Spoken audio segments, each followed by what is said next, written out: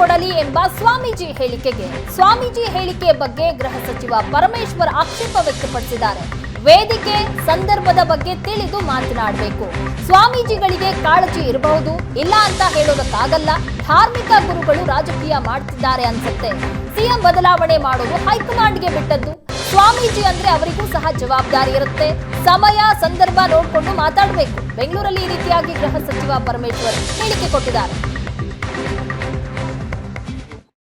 ಬದಲಾಯಿಸೋದು ಬಿಡೋದು ಅದೆಲ್ಲ ರಾಜಕೀಯ ಪಕ್ಷಗಳಿಗೆ ಬಿಟ್ಟಿರ್ತಕ್ಕಂಥದ್ದು. ಸ್ವಾಮೀಜಿ ಅಂತ ಆದವರಿಗೆ ಅವ್ರಿಗೂ ಕನ್ಸರ್ನ್ ಇರ್ಬೋದು, ಇಲ್ಲ ಅಂತ ಹೇಳೋದಿಲ್ಲ ನಾನು. ಆದರೆ ವೇದಿಕೆಗಳು ಸಂದರ್ಭಗಳು ಅವೆಲ್ಲ ತಿಳಿದು ಅವರು ಮಾತಾಡ್ಬೋದು ಅಂತ ಅನಿಸುತ್ತೆ. ಆದರೆ ಅವರ ಅನಿಸಿಕೆನ ಎಕ್ಸ್ಪ್ರೆಸ್ ಮಾಡಿದ್ದಾರೆ ಅವರು. ಅದನ್ನು ತಪ್ಪು ಅಂತನೂ ನಾನು ಹೇಳೋದಿಲ್ಲ. ಆದರೆ ಅದು ಒಬ್ಬ ಸ್ವಾಮೀಜಿ ಆದವರು ಅವ್ರದ್ದೇ ಆದಂಥ ರೀತಿಯಲ್ಲಿ ಅವರು ಹೇಳ್ಬೋದು, ಹೇಳ್ಬಾರ್ದು ಅಂತ ಏನಿಲ್ಲ.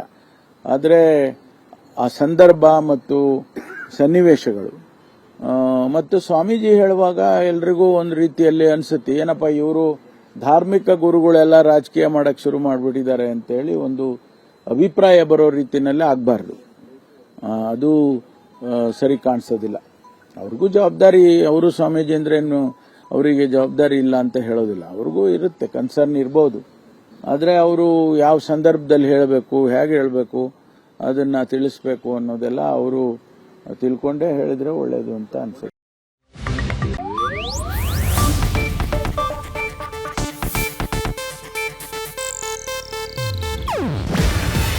ಇದು ಏಷ್ಯಾನೆಟ್ ನ್ಯೂಸ್ ನೆಟ್ವರ್ಕ್ ಪ್ರಸ್ತುತಿ. ನೀವು ನೋಡ್ತಿದ್ದೀರಾ ಏಷ್ಯಾನೆಟ್ ಸುವರ್ಣ ನ್ಯೂಸ್.